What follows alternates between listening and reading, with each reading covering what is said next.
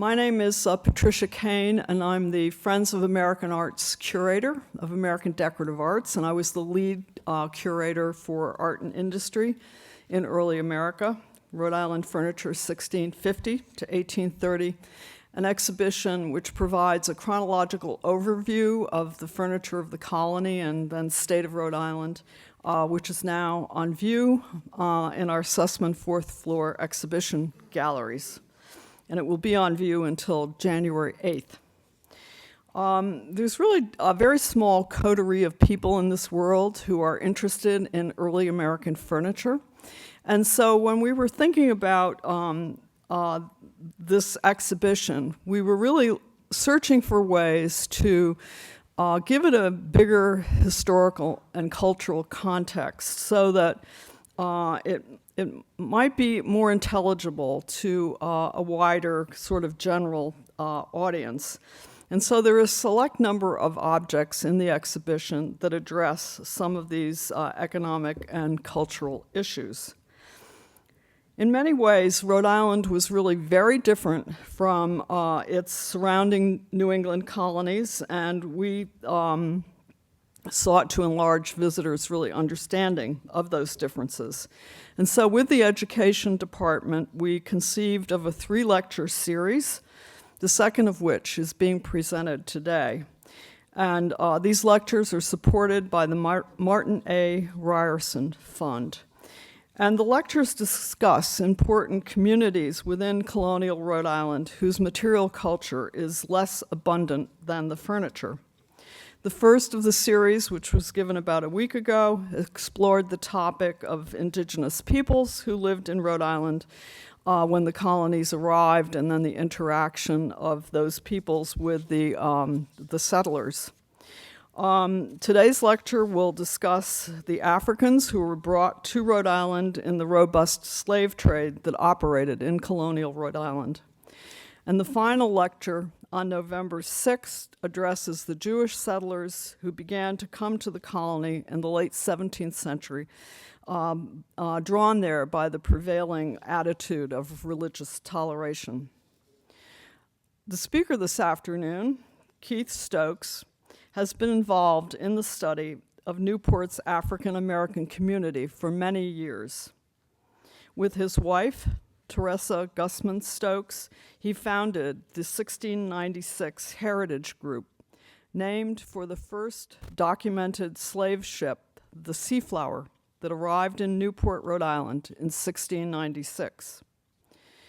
The 1696 Heritage Group is a historical consulting firm with a mission to increase knowledge and information about African American heritage, and Keith is the vice president of the group. He has served as an advisor for the National Trust for Historic Preservation, along with serving on numerous regional and national historic preservation boards, including Newport's Toro Synagogue Foundation, the Preservation Society of Newport County, and the Newport Historical Society. He has a long and distinguished career in business and community development, with degrees from Cornell University and the University of Chicago. His past professional positions have included executive director of the Rhode Island Economic Development Corporation and executive director of the Newport County Chamber of Commerce. He is now with the Providence-based May 4th Group as president for Strategic Economic Planning and Development.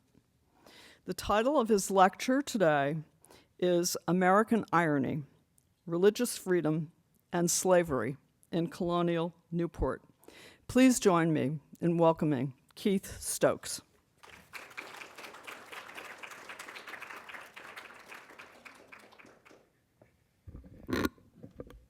Thank you, and it's great to be here, everyone. I think my most important credential is my daughter, Ashley, who's here with us today, is a 9th-generation Newporter. And I've always had the privilege and opportunity for years to present not only the history of Newport to a number of organizations, but the history of Newport through the lens of the African and later African-American people. The presentation I'm going to provide to you today was something my wife and I had developed a few years ago, working with the National Trust, to begin to provide further interpretation of the African experience in early America, particularly from the perspective of New England. In developing this story, one of the things that we found on a consistent basis is, which is the title here, was the fact that at the time of the settlement of New England in the 17th century, moving into the 18th century, many of the men and women and families that settled here were not looking for gold or wealth or riches. They were simply looking for a place where they could worship God freely without an oversight or a king or a queen or a royal governor. And that would bring some of the earliest Quaker communities, Jewish communities, some of the earliest and founding Christian groups from Baptists would all find their way to New England, and particularly to my home community of Newport in Rhode Island. At that exact same time, as we were establishing ourselves here in New England as a center of religious toleration, and in some case freedom, we were also quickly establishing ourselves in an involvement of African enslavement. In fact, by the mid-18th century, some of the leading slave ports of British North America are places like New London, Connecticut, Bristol, Rhode Island, Newport, Rhode Island, Portsmouth, New Hampshire, Boston, Massachusetts. So as we developed this presentation, what we thought we would do is talk less about slavery and the slave institution, because that's done enough, and it's done in some cases too much, but talk about the evolution of the African people. Who were they? These men, women, in many cases children. How did they arrive? Where did they live? Where did they work? How did they worship? And the whole point of this presentation is to talk about this irony of this community established by people who were persecuted by the way they worshiped versus these same individuals owning fellow human beings at the exact same time, and what type of conflicts were going on between their own dialogue with their own religion, their own communities and such, and how did these Africans do what we today call creatively survive despite these circumstances. Now, in this presentation, I'm going to give you one very, very important quote that comes from Ghana, and it's very relevant, very appropriate, because many of the Africans, if not about 80 to 85% of the Africans that we've sourced primary sources that arrived in New England came for what is today Ghana or Guinea. And this is a very important quote because what it basically says is that it's the human being that counts. It's not gold, it's not cloth, it's the human being. And in this presentation, you're going to have an opportunity to see not slaves, not chattel property, not beasts of the fields, but human beings. Now, as I said, Rhode Island, which I'm quite proud of, was established under what we call our lively experiment. And the four most important people in establishing and founding Rhode Island are certainly King Charles II, because his charter to Rhode Island on July 2nd, 1663 is an extraordinary charter. It is actually drafted by John Clark of Newport under the support of Roger Williams of Providence. And this charter, for the first time, at least in British law, allows for an establishment and an organization of a government where there begins the very basics of what today we see as separation of church and state. But what's even more important in that charter, it allows anyone to become a citizen, anyone who is a male Protestant Christian property owner to become a full citizen, but are not required to follow any official church or head of state. Now, for early 17th century, that's heady stuff, because for the most part, as the Europeans are exploring and settling in the New World, as it's called, they're bringing with them very strict requirements that we will now operate our government system under the king or the queen, under the Catholic Church, under the Protestant Church.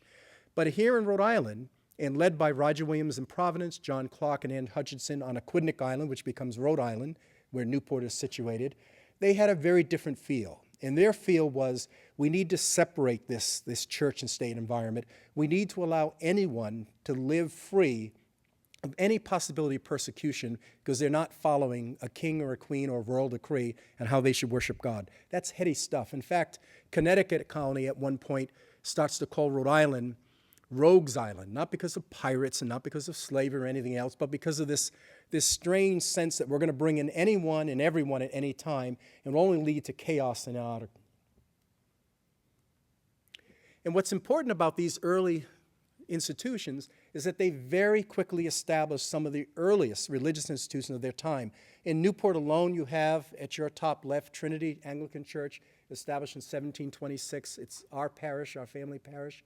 Our organ is a gift of Handel himself. It's a very special place. Turrell's Synagogue, which I'm chairman of the board and have ancestors that are part of the founding there, dates back to the mid-17th century. The first Jews would arrive via Barbados or New York to Newport, and they would establish their own synagogue, which today is the oldest existing Jewish house of worship in North America, in Newport, still with an active Orthodox congregation. The Baptists were formed with Roger Williams in Providence. Roger Williams felt so strongly that there shouldn't be an organized religion. During his lifetime, he would never support the building of an actual church structure. There would be informal meetings in each and everyone's home. Everyone was an elder they shared. The Newport Baptists were a little bit more pragmatic. So under John Clark, they would establish a church structure, initially in Middletown, Rhode Island, then later to move into Newport. And this structure that you see in the top right and in the center, the Unit Baptist Church, they were established very early on by the John Clark followers. Later, the Quakers would arrive by at least 1658, and by 1699, they would establish their Quaker meeting house. In fact, Newport had one of the largest, and if not the largest, Quaker community in the early origins of America, even well before Philadelphia. Today in Newport, if you have a chance to come, sometimes people go to the waterfront. They want to see the boats, they want to see the restaurants and all those things, and they're all wonderful. But we also have a community today called The Point, named after the Easton family. It was established as a Quaker community, and like downtown Philadelphia, the streets are not named after graven images or man, but it's named after nature and trees, Poplar Street, Cherry Street, and Walnut Street. It has one of the largest collection of 17th and 18th century existing Quaker homes in America. So Newport becomes literally this one stop for anyone and anyone who was simply persecuted because of their religion and their faith. In some of the most important early statements at that time, Roger Williams, God is too large to be housed under any one roof. Again, this belief that any one of us at any point have a connection to God, and we're not required to follow the teachings of a single priest or a minister or a single structure. It is something that goes with us. It's an inner light, our relationship with Jesus. Anne Hutchinson, who is one of my favorites, she talks about, must not I then entertain the saints because I must keep my conscience? Anne Hutchinson also goes out and suggests at the time, as they're beginning to enslave some of the indigenous people, she suggests that once they are baptized and are converted, aren't they one under one God? So it's important to understand that these men and women who settle in New England generally, but particularly in Rhode Island, they're not Spanish conquerors, they're not Portuguese maritime traders. They're not looking for riches and wealth for king or queen. They're just simply looking for a place where they can worship God and not have to look over their shoulder to be persecuted. It's a very special time and a very special place. And this is one thing I love to point out. Being a historian, but also running a Chamber of Commerce and living in Newport and growing up in Newport, one of the things that's always interesting to me when visitors come to Newport, and if you have, maybe you've seen it, they go to our Queen Anne Square on the waterfront off Thames Street. Our Trinity Church sits at the top. It's a white steeple church, and we have this beautiful expanse of a green that goes into our waterfront. And everyone comes there because it's the town center of Newport. It is not. In fact, the town center of Newport is on a place called Washington Square, earlier the parade. This center image is from a painting from a Hessian soldier that stayed over after the American Revolution, about circa 1810, and he's looking down into Washington Square. In the center is our brick marketplace that still exists, and that is ringed with homes. But what's most important about our Washington Square then and today is Newport is one of the few colonial New England communities at its town center or town square or parade grounds. It does not have a leading church structure at the top. An Anglican church or a Baptist church or a church structure to define the community to say, this is the leading community, this is the leading denomination. The men and women in Newport in the 17th and 18th century made a very specific decision not to allow any one place of worship to take center stage and be at the top of our commerce center and town center. And instead what they required that all of them would be built as simple, plain meeting houses in a semicircle around our town center. It's quite unique. So sometimes if you're back in Newport, it's something to look for. Look for the fact that all of our earliest churches and synagogue were all built in a semicircle around the town center, facing into the waterfront, but not any one takes center stage. The other neat thing is they were all required not to have any outward signs of adornment. So Trinity Anglican Church has a whale weather vane at the top. There's no crosses. Even Turrell's Synagogue is very plain meeting house style. You wouldn't know what place of worship from the exterior unless you went in. And what's most important about that, that tradition for the most part stays today. But as Newport is well established as a place for religious freedom, It also establishes itself. Most of these merchants, most of these religious groups were merchant traders, and they would take advantage of the deep natural channel in Narragansett Bay, the natural harbor, and they would establish themselves very early in the international trade. The trade at the time, what we sometimes call the triangular trade, was a trade between New England to West Africa, to the West Indies, and back to New England. And in the case of Newport, Newport perfected this. By 1750, Newport is singularly the largest slave trading port in British North America by number of ships, in tonnage, and products. Many of the Africans who would arrive to southern New England would come via Newport ships, and many would dock in Newport and be transported north to Boston and certainly west into Connecticut. And Newport is quite active in this. In fact, in 1755, the population of Newport is about 9,000 souls. About 3,000 are listed as enslaved, a few free enslaved Africans. So nearly a third of the population, 1 out of 3 people in Newport at that time would have been people from what is today Western Africa. Quite extraordinary. So who were these Africans, and what was their beginnings, and how did they begin to evolve and grow in this new environment? Well, the most important thing to recognize is Africans did not arrive here as a blank slate. They brought with them their language, their religion, their culture, their foodstuff, their music, and all of it became assimilated into early colonial American life. And what we do know from the primary records that we have is that by 1652, we know that Rhode Island already establishes a law to begin to eliminate slavery on Providence's plantations, but not the colony portion of Rhode Island. In fact, Roger Williams felt quite strongly that slavery should not be a part of the colony going forward. The merchants in Newport politely ignored Roger Williams and continued and built the slave and built the trade. We also know that by 1660, again, 3 years before even our charter was established, King Charles is already dictating that enslaved Africans, indigenous people, be converted to Christianity. This is an important act because a century later, it accelerates. And in a few minutes, you'll find that there's almost a race between particularly Christian denominations of taking these Africans and assimilating them into the household and their place of worship. It's almost unprecedented. There's an old saying in slave history, the further south you went, the worse your circumstance. In fact, slaves who were disobedient were threatened by being sold further south. So to be a house servant or a tradesman in New England is one circumstance as an enslaved African, but it's better than being in a tobacco plantation in the Virginia colonies, which is a lot better going further south in South Carolina with the mosquitoes and the malaria and the rice plantations. But no one wanted to be in a sugarcane or a coffee plantation in the West Indies. So again, that further north, that New England circumstance, because of the environment, because of the climate, Africans had an ability to further and more accelerate their assimilation into the households of early New England. It's also important to recognize, as I said before, most of these Africans we now know through primary and secondary documentation came from what is today Ghana and Guinea. Now, we know that for not only primary records, we also know from common sense. We are a British colony. We're not Spanish, we're not French, we're not Dutch, we're not Portuguese, we're a British colony.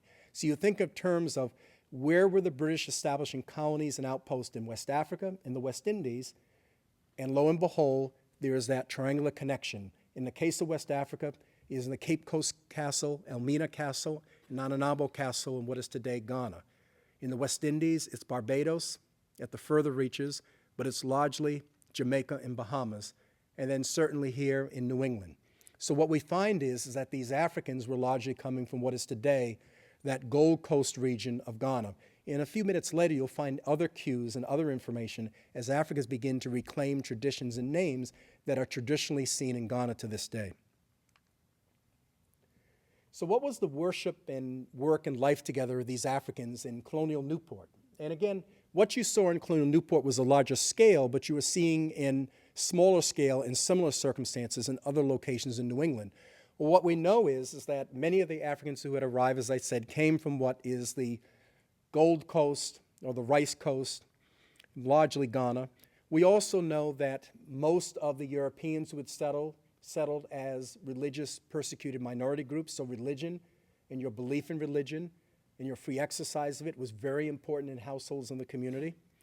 We also know that, for the most part, many of the Africans who would arrive would begin to be the workforce of the trades. In fact, they were a large part of the trade skills. Indigenous people, for the most part, those who had not died from European sickness, many had moved away from the population centers. The few that remained, most interestingly, would intermarry with the African populations. In fact, after the Pequot Wars in Connecticut in the end of the 17th century, the King Philip Wars in Massachusetts and Rhode Island, many of the surviving native men, these are the Pequots and Narragansetts in Rhode Island, Wampanoags in southeastern Massachusetts, many of the surviving men, and few survived, were sent to Bermuda in the West Indies as slaves. And it left, for the most part, the remaining indigenous population at that time were native women. Native women were not going to have common law relationships or interact with whites. So what did? They interacted with the African population. To this very day, many people who trace themselves with the ancestry of either Pequot, Wampanoag, or Narragansett look more like me than a Plains Indian. That was their creative survival to survive, to maintain some level of their culture and their ethnic identity. But what's most important to realize is that, and today is a very good example of it with the weather, very cold and very chilly. Here in New England, we have two consistent challenges, and particularly an agricultural-based economy. We have bad soil, a lot of sand and shale, and we have bad weather. So we're not growing the cash crops. Rice, tobacco, coffee, sugar isn't happening in New England. So our farms, for the most part, or our plantation, for the most part, were grazing plantations, were livestock plantations. In Rhode Island, western Rhode Island, we're raising horses. The Narragansett Pacer horse will be traded into the West Indies. So for the most part, we really don't have an agricultural-based economy. It's a maritime-based economy. It's a merchant trade. We are building and taking products and selling them back into the aftermarkets. It could be rum. It could be snuff making. It could be candle making. It could be fine furniture with the Quaker community. So these Africans, as they start to come into the community, are not working in any large plantation. For the most part, we find these Africans working in very urbanized seaport communities, and that's where their populations arrive. We also find that since these Africans are required to work in trade skills, it tends to take 5 to 6 to 7 years to apprentice to learn a trade. And at that time, it was very important to have a young child with life expectancy about the late 30s to early 40s. A young child at 5, 6, 7, and 8 would tend to be brought in as an apprentice over the next 5 to 6 years, and by the time they were 16, an adult, they would have a trade skill. So what we find that's quite unique and tied to our economy and tied to our limitations on our agricultural-based economy, we find that many of the merchants and families in New England are looking for and asking for and transporting children, African children, to New England. They're not looking for big, strong men to work in sugar plantations. They're looking for young children who are pliable, who are manageable, and most importantly, who are going to be trainable, who would then allow to be able to be trained and to enter the apprenticeship trade skills. So we have an assortment of primary evidence of ship logs and records where children as young as 5 and 6 are being brought from West Africa to the West Indies and eventually to Rhode Island. Now, there's a whole other lecture series of how children could survive that horrendous transatlantic trade, but they did. And for the most part, those that survive would come into the households and become active parts of the households of these New England families, particularly Newport. So how does that play out in Newport, this slavery and religion at that time? Well, it's important to understand that the merchant class in Newport, and this is now the mid-18th century, they're seeing themselves as, again, very strongly anchored in their place of worship, Christians and Jews and the varieties of Christian denominations, but they're also anchored in their prosperity and their trade, which is largely tied to the triangular trade. So there was this rationale, as you begin to read some of the letters and the records and the interchange, this rationale that we, as a slave owner, do not own the person. We don't own the slave as a human being. We own their work. Their soul is with God, and only God can own a soul. Only God can take a soul and give it everlasting life. But during your time on earth, we own your work. So it was this rationale at the time and a belief at the time that ownership of an African in Newport and potentially giving them an opportunity to convert to Christianity was so much better for them than to be a pagan living in the wilds of Africa, in the jungles of Africa. And in fact, this belief was so persuasive. There's very few people in the mid-18th century that are debating this issue. As liberal as the religious conservatives were, liberal from an 18th century standpoint, there was very little outcry and very little discussions about the inhumanity of owning an African child or an African family. But again, you can understand the rationale at that time because this is an 18th century mindset, not a 21st century mindset. And again, in the case, and I have this all the time, it's always frustrating when I get commercial folks will contact me and TV stations, and they always want to know, who was the bad slave owner, who was the bad slave institution, and how many Thomas Jeffersons did you have in Newport? And the easier answer is, it was everybody. The easiest way to explain the African slave trade, it was the world's first equal opportunity employer. African kingdoms participated with every European that was on a ship of sail and that moved from old world to new world. And in the case of Newport, every religious group was involved, some more efficient than others, but to be patently truthful in the statement, it was a worldwide economy that made men and families and institutions wealthy beyond belief. And the participation was fully integrated across all religions and all organizations. In fact, it's a Quaker woman that makes this comment here in mid-18th century, still does custom keep men blinded. It's this custom of wealth, the custom of owning an African, the belief that owning an African's service, but allowing his soul to meet Jesus and be converted was so much better than to allow them to remain pagans in the jungle. So it was a belief system that everyone believed in and everyone profited from. And this paradoxical time in men, I'll have two of these stories. The second story is someone very close to Yale, Reverend Ezra Stiles. But the first story is a very important man, a Jewish man, Isaac Eliezer of Newport. Isaac Eliezer arrives from New York. He, along with Aaron Lopez, are part of the earliest founding members of Congregation Jesuit Israel, which later they would contribute to building Turtle Synagogue. Again, Jews who were merchants were involved in the trade. Jews who were not merchants were not involved in the trade. Quakers who were merchants, trade. Quakers who were not. So it had nothing to do with religion, but those who were merchants were in with both feet. Well, in the case of Isaac Eliezer, being a Jew, along with Aaron Lopez, both of them were active merchants. In fact, Aaron Lopez was the second largest property taxpayer in 1760. He had interest in over 50 sailing vessels. He was a man of great means, great employment, great wealth. Both of them had petitioned to the Rhode Island General Assembly to be naturalized citizens.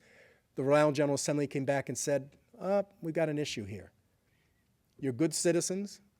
You contribute everything that we'd want as a good person. But in our original 1663 charter, it specifically states that you are required to be a Protestant Christian to be a full citizen of this colony. So Rhode Island was not founded under religious freedom. Don't anyone tell you, or if any time you see it posted somewhere or stated somewhere, stop them. Rhode Island was not founded under religious freedom. It was founded under religious toleration. You would be tolerated. You would not be persecuted. But if you were not a Protestant Christian male property owner, you could not be a full citizen. So Isaac Eliezer, along with Aaron Lopez, twice petitioned to become citizens. Twice were denied. Both of them would retreat to Massachusetts. We hate this as Rhode Islanders to say this. Both of them would retreat to Massachusetts, become citizens there, never to be citizens in Rhode Island. But at the same time, Isaac Eliezer, as you can see, was putting out an ad for a runaway slave girl named Bina. We don't know anything about if she was returned. We don't know anything about Bina. All we know is this irony of this man who was being persecuted and not allowed to reap the benefits of full citizenship because he didn't worship as a majority religion, but was persecuting a fellow human being simply because she was of a different race. Unfortunately, this story played out each and every day and every year through all denominations of early colonial Newport. But there's a movement in early America, particularly New England, called the Great Awakening, that creates an opportunity of unprecedented proportions for the Africans. The Great Awakening, the best way to explain it, not being a divinity school student, is it's an 18th century evangelical movement where The church was trying to bring as many of these frontiers people and these people who were away from the Church of England, away from civilization in these early American frontiers, to bring them closer to God and the pathway to God through Jesus. And they were requiring that their ministers would go out and do everything they can to convert and to get people excited and engaged with the church. They also required that if you had a servant, see, here in New England, we're very genteel. Very rarely in the records of the 18th century, particularly in Rhode Island, do you see the term slave. It's servant. But let me be clear, servants were slaves in colonial New England. But as a part of the Great Awakening movement, you see this fast tracking of conversion. There's almost this race between different congregations all across New England, but particularly in Newport, to convert these Africans into Christianity. Now, it's important from a contextual standpoint of comparison. If you were an enslaved African in the Carolinas, it would have been against the law to have access to education. It would have been against the law for cohabitation. It would have been certainly against the law for religion. But here in New England, there are opportunities here because of the unique religious, economic, and even climate circumstance. Africans are having access to training because of the trade skill demand in education. They're having access to now religion. And the third point, which I kind of glossed over, when these children arrived here as enslaved Africans, they weren't living separate and apart from the family. They were living in the same home as the master and mistress. In many cases, children were sharing the same rooms as master and mistress children. As they got older, they would move out and live, if you're an old New Englander like our home, they would live in what is called the pantry. Because living in the pantry, you would have your cot where you slept, and then you had your workbench, and then you had doors leading outside or upstairs, but you didn't have to come through the main house. And then later, they would even move up and live in the, again, being an old New Englander, the garret or the attic.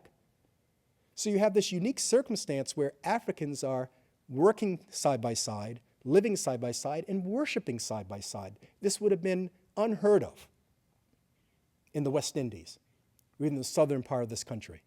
But here in New England, it's this close proximity. There's this, what we call interdependence, that's throwing them together. And it's a great awakening that's creating this amazing movement of Africans that are moving into church and religion. And this is just some of the examples of many of some of the leading churches of that time and the leading clergy of that time, as they're almost boasting in their diaries, in their records, about how many Negroes, as they were described, are taking sermon or taking services and have been baptized and have been converted. So all through that mid-18th century, this race to conversion is moving most of the Africans closer, interacting with the larger white community.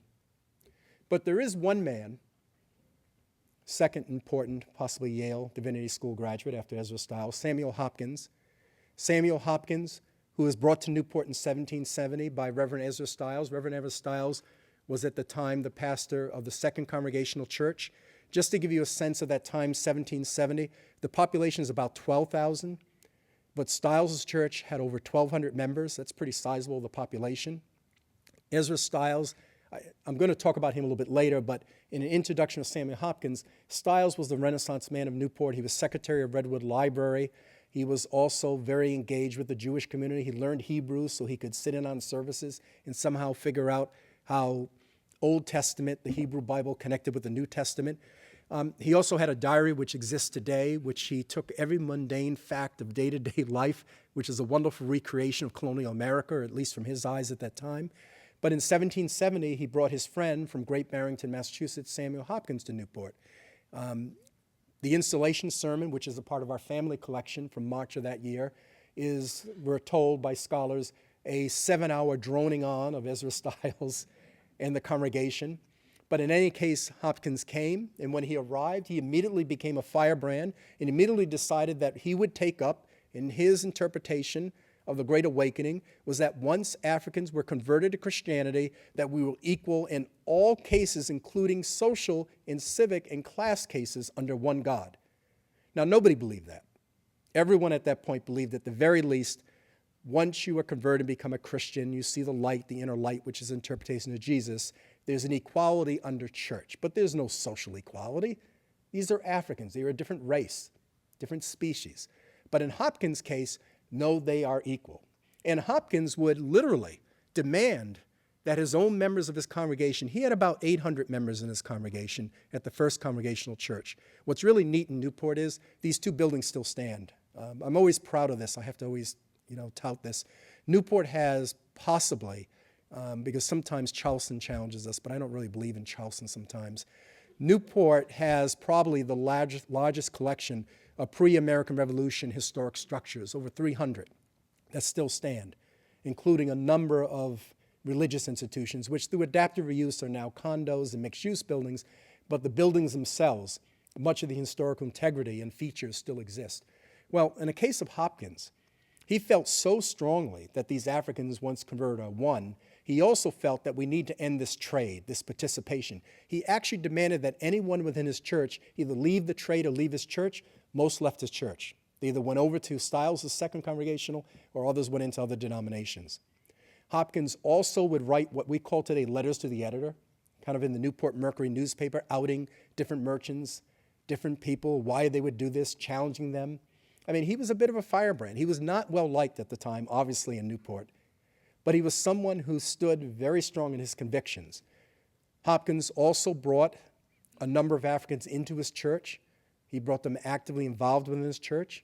In 1773, Hopkins approached Ezra Stiles and several other clergy and suggested that if we really want to accelerate the Great Awakening, we want to accelerate the conversion of Africans, let's train several Africans, let's educate them as missionaries and send them back to Africa or possibly to the West Indies to convert fellow Africans. And they actually interviewed several dozen Africans at that time because, again, as I had said, these Africans, they had trade, they had education, they had skills, they had religion. By 1770, 73, half the population of Africans are now free in Newport and are doing well from a 18th century perspective. And in 1773, two Africans, a John Comino and the Bristol Yama, are actually selected. They're sent to the College of New Jersey, which is today Princeton, and spend 2 years there. And today they're recognized as the first two African to enroll in a college. It's disrupted by a little thing called the American Revolution. Bristol Yama returns and relocates to Providence. John Comino signs on to a privateer. Many Africans would serve on privateers and was killed in the Battle of Block Island. But what's most important is Hopkins is bringing it to the next level. He's talking about an equality, at least under religious concernments, but an equality regardless of race. Hopkins today is recognized as the first true abolitionist. His home, his parish home, still exists, along with his church. And many of us in Newport revere Hopkins as one of the most important early Renaissance men of both religion and equal rights and civil rights of his time. But Ezra Stiles, the second paradoxal. Ezra Stiles, again, also believed in the conversion of Africans. He interacted with Africans quite frequently in his church, and he writes about them in detail in his diaries and quite affectionately. When those had died, he oversaw their burial services. He oversaw their eulogies. He would bring them into his private home for religious services. He was very connected in many cases, but also he was an 18th century man, for good or bad or indifferent. And we find by 1757, he actually orders, through a hogshead barrel of rum, a young boy from Guinea, who he renames Newport, and is a slave in his household for over 20 years. He eventually converts him to Christianity as a Protestant, brings him here when he arrives here as president of Yale, and then eventually frees him. And then we lose sight of Newport. So we have no idea where he would have went, where he might have died. And again, I've had Christian communities challenge me at the time, saying, how could someone as Ezra Stiles, this duplicity? And my response simply is, history is not black or white, it's more shades of gray. And it's really hard to be able to take 21st century social, economic, political views, religious views, and impose it upon an 18th century person or institution. He was a complex person, and he was an evolving person. And Hopkins evolved earlier as a humanist than possibly Stiles. But it's important to recognize that this level of complexity, whereas they would make individual decisions for comfort by having a slave, they were still working on the larger policy issues, the larger issues. And as I said, and this is an important slide to point out, these Africans that arrived here were working in the trades. And the easy example is they worked in nearly every trade. In fact, we have the Jewish merchants that would introduce two very important merchant technologies to Newport and really America at that time. One was chocolate grinding. And in fact, we have a half dozen free Africans listed as master chocolate grinders for Aaron Lopez. And they are grinding chocolate and being paid for the chocolate, and the chocolate's being sent out and sold off to markets and such. And these chocolate grinders are being paid per pound. And several of the men, later we'll talk about in more detail, become quite prosperous and promising leaders of the African community. We also see the Jewish merchants bringing in what is called spermaceti candle making. Spermaceti candles are mid-sized whales. At that time, they're waxy brain matter. This is a non-technical assessment. Their waxy brain matter was boiled and cured, and it made it into a candle. And spermaceti candles lasted 5 times longer than beeswax. It was kind of the ever-ready battery of the 18th century. And John and Obadiah Brown of Providence came together with the Jewish merchants in Newport and formed the first American business cartel, the United Spermaceti Candle Making Company, by the 1760s. Many of the candle making manufacturers were Africans who were in that trade. So these Africans were not beasts of the fields. They were artisans, they were tradesmen and women and young children, and they were involved in nearly every aspect of building and maintaining the economy at that time. In fact, as you see at the bottom, all of our most significant institutions had African, not slave, but African skilled labor, both free and enslaved, participating in building these structures. And I remind people today in tours, if we recognize the historical and architectural masterpiece that these buildings are, shouldn't we also recognize the level of skills that those Africans had to build and construct these masterpieces? And the life of these Africans is quite extraordinary. I mean, one of the things that's been fun for me growing up in Newport and with a very strong old family is we always saw our African heritage from the perspective of who we were, how we survived, how we were able to overcome the circumstances. But more importantly, you know, I had grandparents, particularly my grandmother, that would remind me and take me to libraries saying, but this is what we also did. In fact, my grandmother had a saying as a boy that I still resonates today. Slavery is how we got here, but it tells you little to who we are as a people. So slavery is how we got here, but it tells you little to who we are as a people. And in the case of this slide, these are not slaves. These are 3 couples who are having a picnic in Portsmouth, Rhode Island, about 5 miles north of Newport, and they're spending a day in 1766 having a picnic.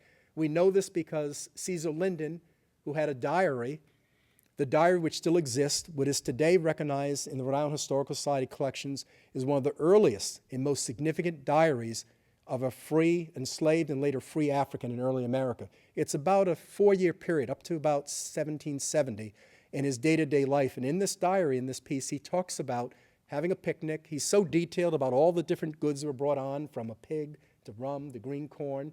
But what we also know is that these 3 couples that are going, they're courting. Because within 2 years, all 3 are married in styles of Second Congregational Church. So despite the circumstances of arriving as chattel property, living in an enslaved condition, Africans still had the ability to connect at a level of courting or managing a family or managing a life. And the more that we look at this diary, the more that we look at the perspective of these early Africans, the better understanding we have of early America. Because again, it's not black or white. It's a very complex, very integrated system. We also know, and this is something very closely tied to Connecticut, as early as 1756, meaning the earliest primary record we have oral tradition that's earlier, but we know that happening in Newport, and then later we see it happening in New London County here, Portsmouth, New Hampshire, Boston, Providence, Rhode Island, different locations. In June, Africans would come together and they would spend a day and sometimes 2 and 3 days, and they would select a tribal chief or a leader of the African community. The white community at that time interpreted it as a mocking of government. And in fact, it was called loosely, almost from a derogatory standpoint, Negro Election Day. They were kind of mimicking electing a governor, a royal governor. But it's not. Now that we look at it more carefully, and we've compared it with African scholars, that no, they're coming together in June. They usually are at similar locations, greens or common areas with large trees, and there they would make the decision to form this common law governor or tribal chief who would have some level of authority of managing the affairs of the African community in that community. Now, what's remarkable about it is, in the case of Newport, and again, we have great primary records, is it's a pretty orderly process, as you can see. I mean, you're required to have a pig to vote. I mean, kind of an early self-inflicted poll tax for the African community. But it was there, and they did. And in some cases, we have hundreds of Africans gathering over several days in Newport in selecting these tribal chiefs. And what's important here is that, and remember, most of the Africans that came here came from similar locations in what is Ghana today, in Guinea. So as they came here, they weren't blank slates. They had working knowledges, even as young children, of their language, their culture, their hierarchy system.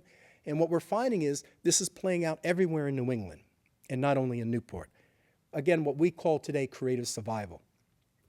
Another important feature of their life together is their day naming traditions. Today, the Akan people of what is today Ghana, the day that you're born of a week, you're given a day name. The birth order, you're giving a birth order name. And these are quite common names. And in fact, names like Quash, which really is Quasi, is boys born on Sunday. Cujo is really Kojo, is boys born on Monday. Kofi, which is really Kofi, our just recently retired Secretary General of the UN, Kofi Amin from Ghana. Kofi is anglicized into, or phonetically, it's Cuff or Cuffy. We have thousands of Cuffs and Cuffies in Newport, thousands more across New England. In Jamaica, very English colony, every other family has a day name ascribed to that. And what we find in Newport, as Africans become free, and many who do convert to Christianity, will take a Christian name, but also revert back to their African name or day name, or give to their children or grandchildren both Christian and African day names. So it's important to recognize that these Africans, once they had an opportunity to free themselves, would still look to reclaim an African identity. Now, why this is important, and I emphasize this, because Africans who had the unfortunate circumstance to be enslaved further south from New England and certainly the West Indies, anything and everything of their African identity was nearly completely wiped out. Language, culture, customs, wiped out, unless they lived in separate environments or they would form in these clandestine environments where they would follow a religious pattern. But here in New England, they were able to keep and reclaim, and in fact, today in genealogy, many of the African communities that are tied to New England have as much of a chance to trace themselves back before the American Civil War than any other African American community across America, because of this opportunity where we kept records, were able to create some identity of an African identity here in New England, less so and almost unheard of further south. And by 1780, the African community does something that's the first time in the Western Hemisphere and quite unique. A group of 14 African men form and charter and organize the Free African Union Society. This Free African Union Society is initially established in Newport, and then later they would send out messengers and interact with African communities in Philadelphia, Providence, and Boston, and establish similar.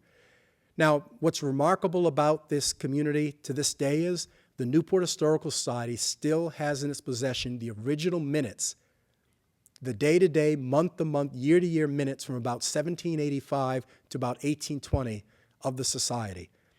The purpose of the society was really four very simple tasks. One was to ensure that every African conducted themselves in a proper and sober way, again, that Christian kind of influence on them. Second, that at any point that an African would die, and unfortunately living in the 18th century, and particularly a seaport, death was a frequent occurrence, that every African would be afforded a proper burial and a proper marker.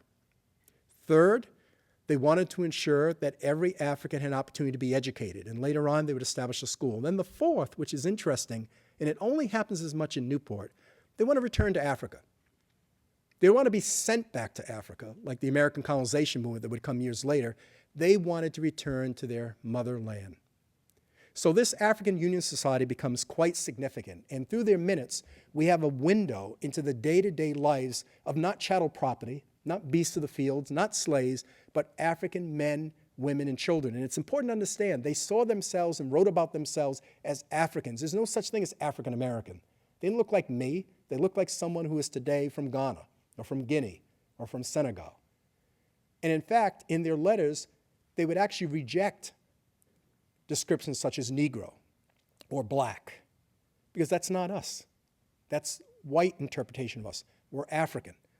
So it's important to recognize that this Union Society was able to provide a sense of identity, a sense of purpose, and most importantly, to begin to help define who we are as free African men, women, and families in this early America. And this is just one of the letters that they sent in 1789 that they're sending to Providence African community. And look what they say. We, the members of the Union Society Newport, taking into consideration the calamitous state into which we are brought by the righteous hand of God, being strangers and outcasts in a strange land. They themselves recognize that this is not our land. And it's important to recognize that many of the Africans in Newport at that time are still second generation, so they have an African connection. Later in 1789, there's a second letter that they actually send to Boston, and this is an interesting circumstance. In the case of sending this letter to Boston, they sent it to a man named Prince Hall. Prince Hall is an enslaved and later free African, we think possibly born in Barbados. But in any case, Prince Hall today is recognized as establishing the first black Masonic order, the Prince Hall Masons, in America. They send a letter to him introducing him to a Henry Stewart. Henry Stewart is from Philadelphia. He is a member of the African Union Society in Philadelphia, and he's introducing them. And what's remarkable at that time is the Newport Africans are asking Prince Hall in Boston, they're asking these two gentlemen, a Reverend Richard Allen in Philadelphia, who establishes the first Mother Bethel Black AME church in America, and a second African, a Absalom Jones, who establishes a African Episcopal Church of St. Thomas in Philadelphia, and he's asking them, would you join us in raising money and consciousness to return to Africa? Now, what happens, kind of a very short synopsis, is Prince Hall basically says, we think the future is civic organizations, Masonic organizations, and we think our future as Africans in America is to embrace, because we find that once we become a Mason, we are treated equally by fellow white Masons. That's the pathway for our prosperity in America. So thank you, Newport, but we're not going back to Africa. In Philadelphia, Reverend Richard Allen, Reverend Absalom Jones basically say, thank you for the correspondence, but we believe the pathway is through Christ and through religion. And as we form strong, highly identified black churches, that will form the basis for us to achieve full equality in America. So thank you, we're not going back to Africa. But what's most important about this dialogue in the 1780s and 1790s, Africans are talking about their identity, their self-determination, and the future of what African life in America would be. Now, it's important to recognize that African women in Newport were allowed to be members of the African Union Society, but the men wouldn't let them vote. So by 1809, the women said, we don't have enough of this, and we're going to form our own. So the first free African Female Benevolent Society in America is founded in Newport in 1809. We know that because two of the women who are outstanding women, Arbor Tanner and Sarah Lina, they actually correspond frequently with the men. They also suggest that the one thing that we would focus on, separate from helping widows and their children, we like to be able to form a school. A little side note on Arbor Tanner. How many have ever heard the name Phyllis Wheatley? You ever heard of Phyllis Wheatley? She's kind of well known. Phyllis Wheatley is the first African-American poet in early America.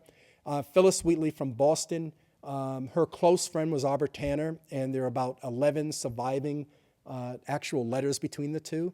And Phyllis Wheatley's first published poem in 1767 is not Boston, it's not Connecticut, it's actually Newport. And more importantly, Arbor Tanner is giving her guidance on her marriage, giving her guidance on her life. In their letters, they're talking freely about life from a perspective of being an early African and what it's like and now being a Christian. So what's important here is that these African women are educated, they're organized, and they're interacting within their community and within their sphere of other Africans across New England. This was unheard of anywhere else in any large degree where Africans, unfortunately, were largely enslaved in the South and certainly the West Indies. And as I said, the African Female Benevolent Society with the African Union Society very early on, by March of 1808, they're establishing a school. Newport, by about a month, establishes the first free African school by about a month from the Boston group.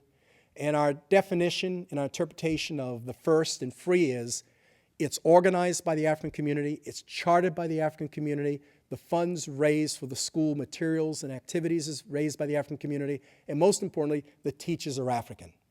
Before that, you had good Quakers and other good white folks educating and providing some access to education and training, but this is a case where the African community is forming their own school called the African School on School Street in Newport for the benefits of the African community. And as you can see here, this is an advertisement in the Newport Mercury. They're actually advertising it, saying it's free.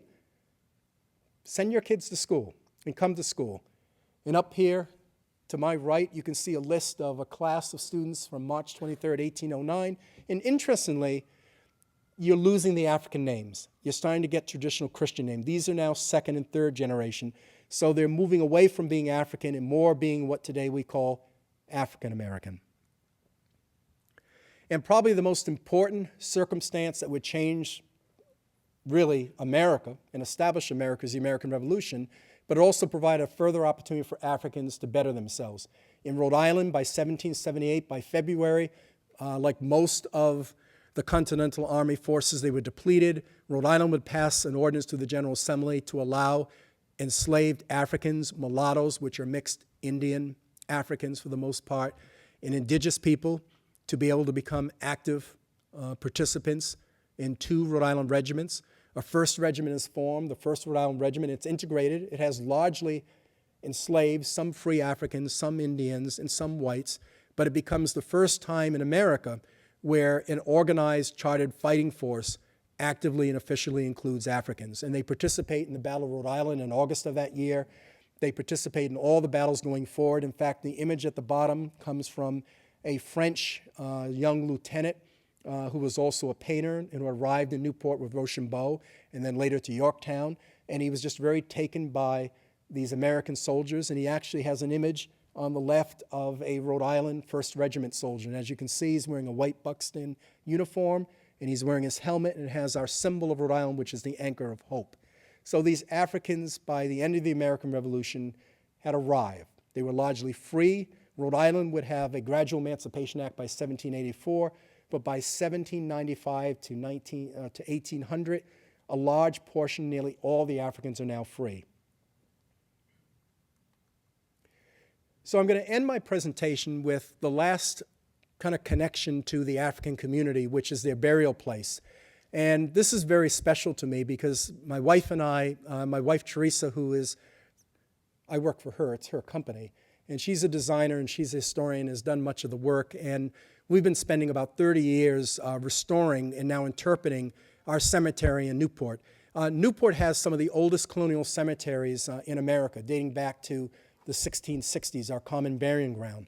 But there's an 1.5-acre section of that common burying ground that originally, by 1705, our first primary source record, it became a burying area for enslaved Africans, and then later free Africans, and then later most immigrant groups.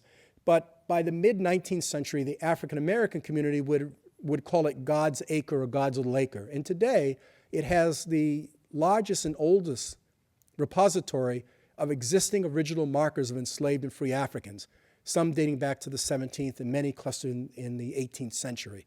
It's a very special place. And again, my wife has led the effort with the city to restore and interpret, and we have about 300 remaining markers that are left.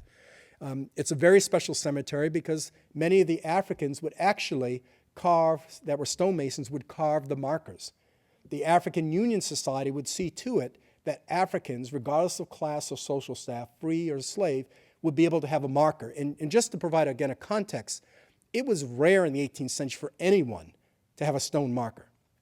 It was rare. It was an expense that very few could afford. But here in Newport, these Africans who were tradesmen, who were free, or who had lived within well-to-do families, had access to the opportunity to have these markers that are left behind. And many of them, in the case here, Violet from Cape Coast James, the markers are quite descriptive of who they were, how they lived, and most importantly, eventually how they would die. And the Free African Union Society actually organized a Paul and Bears Society so they could see to the actual procession of a burial. They could see to the purchasing of a marker, the inscription. Any member would be able to have a marker paid for regardless of their social circumstance or their economic circumstance. In that cemetery, out of the 300 surviving markers we have, I would probably say that about 100, a little less than 100, are of children. Now, mostly from the standpoint that children, like seniors of that time, were most susceptible to disease and death. And that would be in any common burying ground at that time. But what I wanted to leave you with is kind of a 4-minute audio, which is going to introduce you to some of the markers here, but the markers of the children. And one of the things that we're going to try to do, and I hope if there's anything I've done in this presentation, and if we can get feedback later, is I've tried to emphasize the fact that there are no slaves here. There are no chattel property here. These were flesh and blood human beings. They were men, they were women, and you'll see they were children. And they lived full lives and creative lives despite arriving under the worst circumstance. And as I present history today, it's my obligation to present the history of the people, not the institution. So hopefully these last 4 minutes you'll have an introduction of a little piece of our cemetery and of our African children through their markers in our remembrance. Broken down and tired, living life on the merry-go-round. You can't find a fighter, but I see it in you, so we gon' walk it out. Ooh, mountain, we gon' walk it out.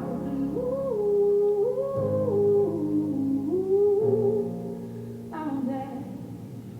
And I rise up, I rise like the day. I rise up, I rise unafraid. I rise up, and I do it 1,000 times again.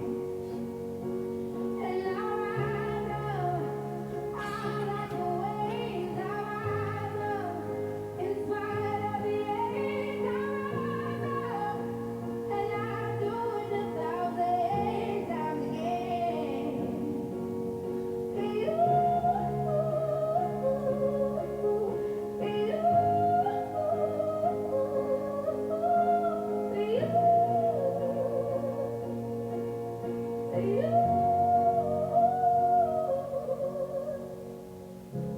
The silence isn't quiet, and it feels like it's getting hard to breathe. And I know you feel like dying, but I promise we'll take the world to its feet. Mountain, bring it to its feet.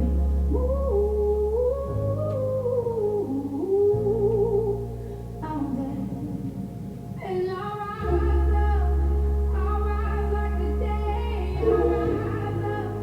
I'll rise unafraid. I'll rise up, and I do it 1,000 times again.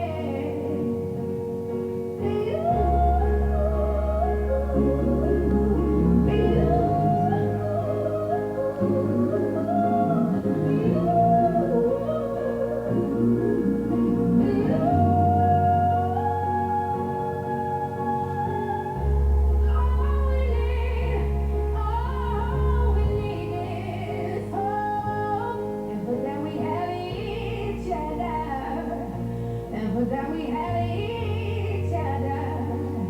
And we'll rise, so we'll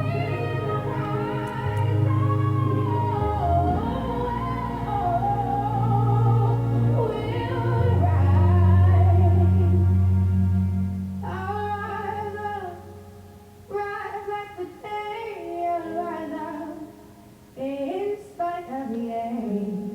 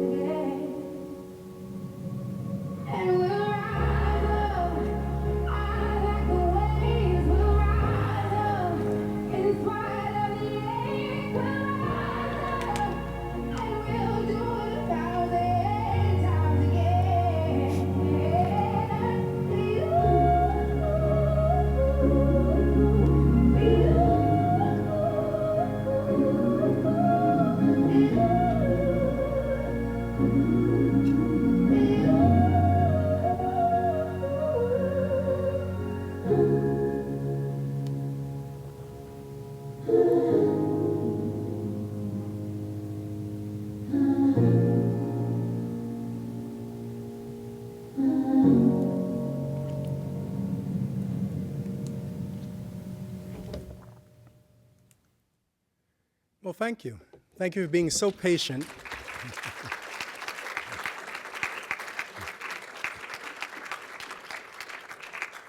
About 300 years of history in an hour. I'm certainly welcome to answer any questions you might have. I know this is being recorded, so we're asking that anyone has a question either come up at a mic, and if not, I'll try to repeat the question and we can make sure we have it on tape. So please, any questions you might have.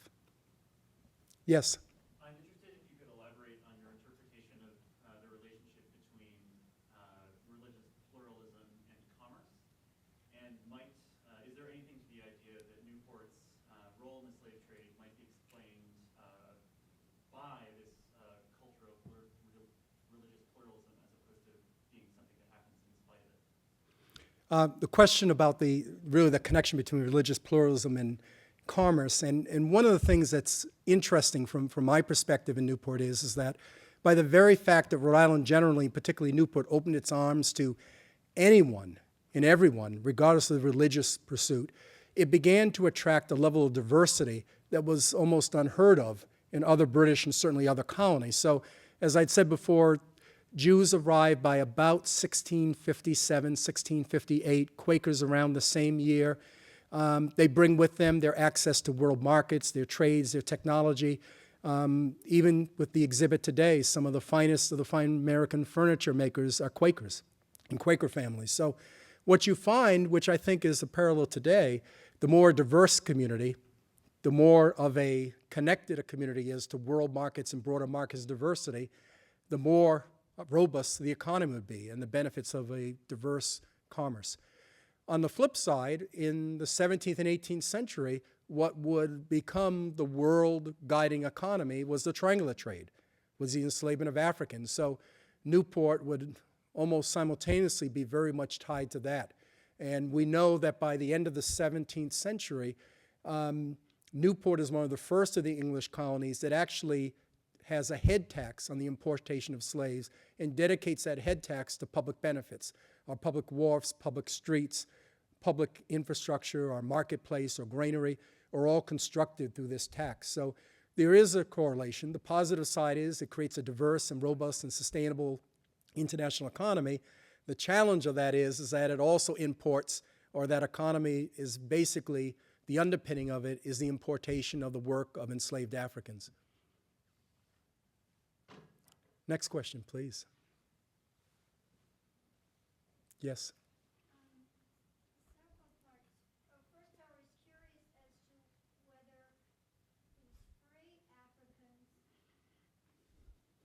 set free by their masters, or is there some way they purchased their freedom? How did that happen? No, that's a great question. The question is that how did the Africans become free?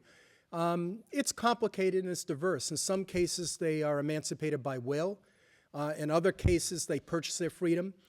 In the Christian community at that time, Sunday was a day of rest, and Africans had the ability, after they attended service, to apply their own trade, to either work on the side or to sell products in a market, and they were able to accumulate wealth and purchase freedom from that. We also have, which is kind of a unique circumstance, at that time, being in Connecticut, I'm not a gaming person, I know you have casinos here, but at that time, lotteries were a means of raising public dollars for public benefits, public conveyance. And several Africans, we have cases that participated in the lottery, won, and used the proceeds to purchase their freedom. So again, this is a part of the creative survival scenario. They used anything and everything at their disposal to bring themselves into a position of freedom. Really what happens by the end of the American Revolution, the British occupation of Newport destroys much of Newport. It disables our maritime commerce. The fleet doesn't exist. So for the most part, there's no demand or need for slaves. So slavery was dying out generally in New England after the American Revolution, but particularly in the port communities. And we know that because as we look at the census and the records, by 1800, nearly all the Africans and now some African Americans are largely free across New England. Yes, I noticed your frequent use of the Sankofa bird and other Adinkra symbols. Did you find any tracings of those on the tombstones or in other material that you located? No, thank you. That was a great question. No, we've not. I mean, obviously we do Sankofa because it's come get it. It's a look back in history, and it's very representative of our program. But no, we've not seen any of that. For the most part, the Africans, their day names are directly tied to their African identity and culture. We do know that in the case of 2 existing colonial buildings in Newport that are managed by the Newport Historical Society, that where Africans were living in the garret or the attic, that they were keeping feathers in shells and such, you know, very much within certain religious traditions. But we have no other evidence of any of the Akan symbols or such during the colonial period. What you find with the Africans is that they've now kind of adopted, like any immigrant. In fact, one term that I used with Africans is they were forced immigrants, but they were immigrants. Because when you think of a term of an immigrant, that person's not a blank slate. They're bringing their culture, their music, their language, their religion. They're bringing all these things, and they're mixing it all up, and it's becoming North America, South America, the West Indies. But when you use the term slave, you think of a thing, a property. So Africans were forced immigrants. And what they would do is they would bring religion, they would bring things, but in their naming, they would tend to integrate. So as an example, you saw one of the markers of a boy. His name was Solomon Nuba Tike. Solomon's his Christian name. His father, whose name was Nuba Tike, when he was enslaved, he became Arthur Flagg. He was a rope maker. When he became free, he went back and he named himself Arthur Tike. And then his son, he would give his Christian name, but also his African name. So you see that quite frequently, but no symbols, and they might be there, but that might be new discovery, but no symbols that we have found to this date. Yes. My name is Charles Riley. I'm the librarian for African Studies here. I have an ancestor, John Coddington, who's buried in Newport. And I'm a fellow of Ezra Stiles College. I was interested in the 11-year-old boy that Stiles purchased. You said he's from Cape Mount, and if so, that would be a part of the Guinea coast that's now in present-day Liberia. That's correct. It's largely Vai-speaking. So there's some indication from just his origin that he may have been someone who spoke Vai. And if that's true, there are manuscripts in the Vai language, in the Vai script, that are held at Harvard University from the early 1830s to about the 1840s. They probably won't shed light on Newport specifically, but they would be of interest in terms of the surrounding context. Thank you for sharing that. I mean, I thank you very much for sharing that, because I think what you were able to do is present the fact that by knowing more of the Africans as human beings, as viable, interesting human beings, there's a whole field of study that allows us to be able to learn more about their language, their customs, their culture, their religion, a whole field of study that has been literally been restricted because we're so focused on the trade. We're so focused on the institution. And I think through collections across the world and holdings across the world, there is tremendous amount of records, primary and secondary source records, that can help us unfold not only the history of the African people, but the history of the Americas. Because again, they, for the most part, were the workers, the builders, the providers, the supporters. And to learn more about who we are as Americans or South Americans or anywhere within the Western Hemisphere, you have to learn more about these early Africans. I didn't have one slide here because I was trying to keep it short, but Professor Eric Foner from Columbia University, who's probably the most renowned historian on African-American history, particularly the Reconstruction era, back in, I think, 98, President Clinton had this symposium on race and reconciliation, and Professor Foner presented a fact, which is an important one, between 1500 and about 1800, just that 300-year slither, there are about 12.5 million people that went from Old World and settled in New World. That's everyone. That's the Pilgrims, Spanish, Dutch, Portuguese. Out of that 12.5 million people, 10 million were Africans. So just by the sheer numbers of Africans coming to this new world and settling, their language, their customs, their food stuff, all of it has as much influence as any other ethnic, racial, or religious group. But it's all been buried, and it's my interpretation, it's been buried because we're so focused in talking about the property, the institution. I can tell you, my daughter's here, so maybe she can attest to this. I really could care less if Thomas Jefferson owned slaves or George Washington owned slaves. Who didn't own slaves in the 18th century?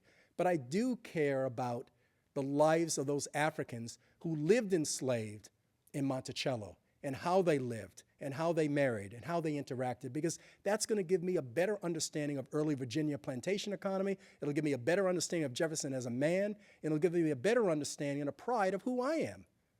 So thank you for that question, and thank you for that information. Yes, please. Another question about burial traditions. As some African tribes had head and foot markers for burial, is there any such thing happening in Newport? With this both a head and a foot marker? They did.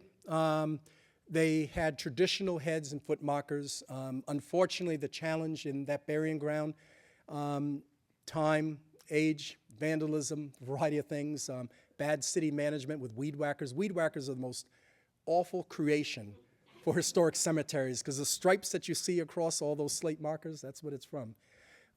So we've lost many. But we probably have, I have to defer to my wife because she's on the Historic Commission, we probably have about 100 or so footstones that are remaining.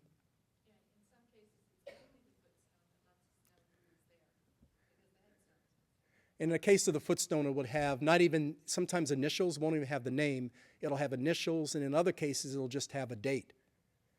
So it's been a real challenge as we start to restore and reinterpret and reclaim the cemetery. We've done some ground-penetrating radar, and believe it or not, which is good news, many of the stones didn't break or were taken away. They toppled and just sunk into the earth. So at some point, we have to kind of come back to this cemetery and work on recovering, restoring these markers. Again, we have about 300 remaining, but there was probably about 3,000 at some point peaking by the end of the 18th or early 19th century. Is it fair to say that there would have been both a head and foot marker as a typical burial? Yes, on a consistent basis, Christians and through the African Union Society, they would have had a headstone and a footstone. And in fact, the children, they're all miniature size. It's kind of interesting. Free Africans' headstones are much larger and more descriptive. Enslaved Africans, where the stones are cut by the master, it's usually a lesser material slate. There's less information, or the information is very much tied to the master. We have markers that say they were beloved servant. Again, never slave, but servant, beloved servant. But in the African free, and this becomes an interesting circumstance, is we consistently see the parents or the surviving family members stating their date of death, their year of death, down to the month to the day. Now, for African American genealogy, that is important because, unfortunately, for any Africans who were enslaved in the South and elsewhere, having a burial marker is rare. I mean, they've brought me to the Bahamas, to the Dominican Republic, to Barbados, Jamaica, and we just can't find enslaved cemeteries because they're just gone or they never existed. And even here in America, as we work with groups, as they're finding markers, it's very, very difficult because there's a lack of detail. The Newport Africans wanted to have that sense of place, that sense of detail. And in one case, I wish I could show the slide again. In several cases, at the time of death, you had a death head or an angel. Several of the Africans would carve angels with African features. And I should show you that too, because that's a neat thing. Let's see if I can find this. Should I show you that? Or are you going to trust me?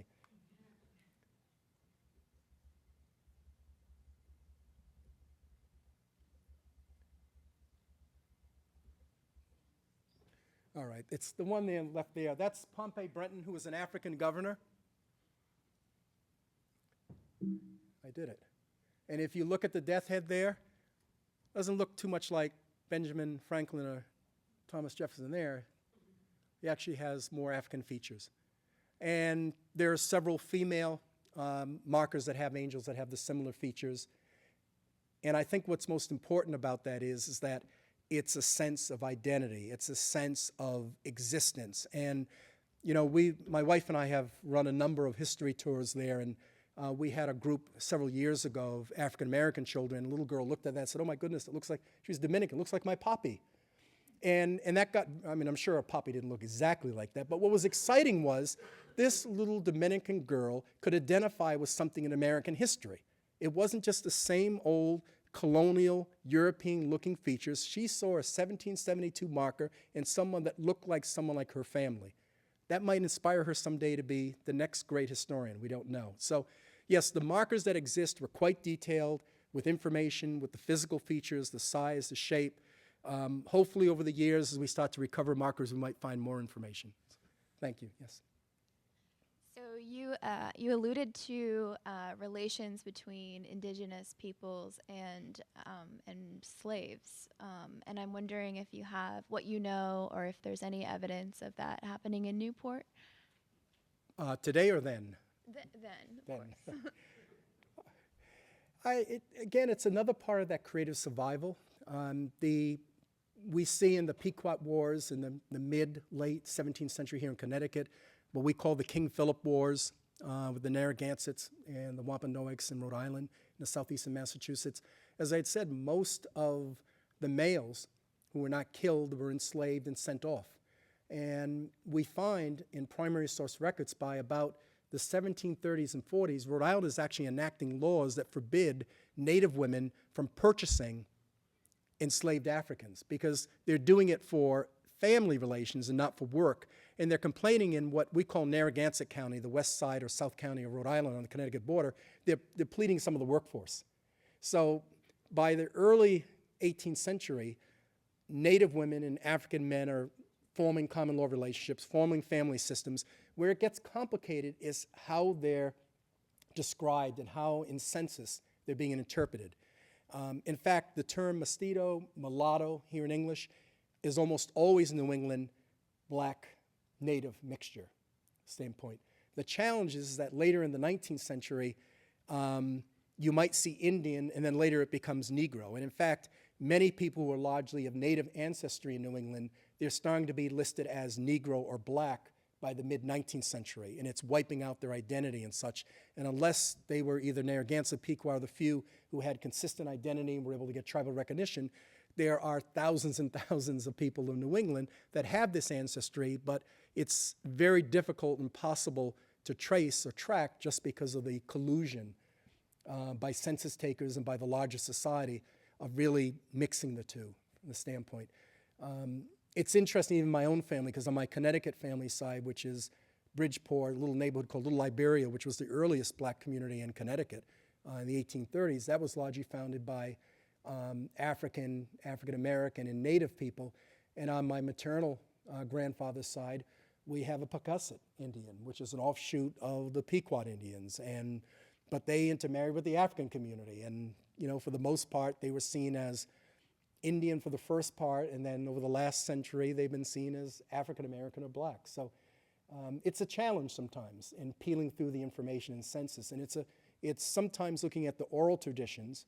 And as someone who's a public scholar, I can say that oral traditions are more accurate than sometimes we love to realize. And when you take an oral tradition as a basis of information, who that person is, where they lived, what they ate, how they worship, and you connect that with any of the sources you might have, you're finding that the oral traditions weren't far off.